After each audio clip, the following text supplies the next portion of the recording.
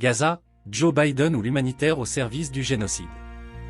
Pour répondre aux besoins essentiels de Gaza, assiégée et pilonnée sans discontinuité par Israël depuis maintenant plus de 5 mois, il faudrait un minimum de 500 camions de denrées qui entrent par jour.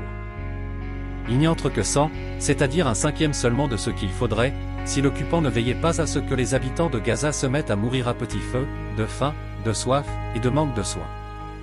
Une attitude génocidaire de la part d'Israël. Et il faudrait vraiment être aveugle et totalement sourd pour ne pas voir et entendre. Josep Borrell, le chef de la diplomatie européenne, vient de dire tout net devant le Conseil de sécurité, qu'Israël se servait bien de la famine comme d'une arme de guerre. Sans doute a-t-il évité le mot de génocide, mais le détour qu'il a pris pour éviter ce mot, y mène tout droit. À noter qu'ici, M. Josep Borrell s'exprime moins comme un responsable européen que comme un Espagnol. Il serait ressortissant d'un autre État européen, à l'instar de l'Allemagne ou de la France, il aurait eu tendance à tourner plus encore autour du pot pour éviter d'utiliser le mot génocide. L'administration américaine est passée maître dans l'art de la litote pour éviter d'utiliser le mot génocide. Dans une même phrase, le secrétaire d'État Anthony Blinken n'est pas que capable de dire une chose et son contraire.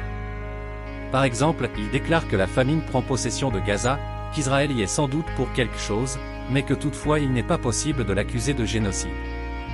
L'administration américaine est en train d'inspirer un tel dégoût à une partie de son électorat qu'elle court à l'échec en novembre prochain. Aux dernières nouvelles, la Maison-Blanche s'est fendue d'un communiqué disant que non, qu'elle ne traçait pas de ligne rouge à Israël, laissant entendre du même coup que l'armée israélienne peut tranquillement poursuivre ses massacres à Gaza. Il restera dans l'histoire que cette administration non seulement n'a rien fait pour arrêter un génocide, mais qu'au contraire elle l'a favorisé, entretenu, nourri par tous les moyens possibles.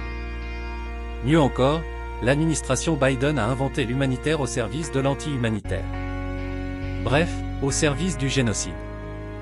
On a dit qu'Israël ne permettait déjà l'entrée que d'un camion sur 5. Évidemment, si cela ne tenait qu'à Israël, pas un camion ne rentrerait à Gaza. Et que Netanyahou remporterait plus vite la victoire en laissant faire la famine.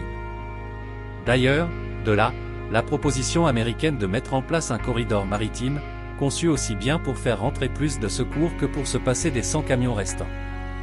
Depuis qu'il en est question, pas une organisation humanitaire, pas une seule organisation non gouvernementale n'ont applaudi ce projet. Il y en a en revanche pour parier sur son échec, et d'autres pour le dénoncer comme un stratagème de fort mauvais goût et donnerait à Israël le pouvoir d'anéantir les Palestiniens par la famine. Car est-il logique ou simplement compréhensible qu'une armée qui massacre une population par les armes puisse fournir de l'aide humanitaire afin de sauver cette même population? On est littéralement chez les fous. Personne en tout cas ne semble croire que l'intention principale des Américains est d'empêcher la commission d'un crime contre l'humanité. Ce qui est voulu par l'administration Biden, c'est d'empêcher simplement les organisations humanitaires de faire leur travail pour s'effacer devant l'innommable et de fournir à Israël l'arme souveraine contre les Palestiniens. Cette arme s'appelle l'aide humanitaire. Si tout ce qui est nécessaire à la survie des femmes et des enfants de Gaza est concentré entre les mains de Netanyahou, alors celui-ci peut en faire ce que bon lui semblerait.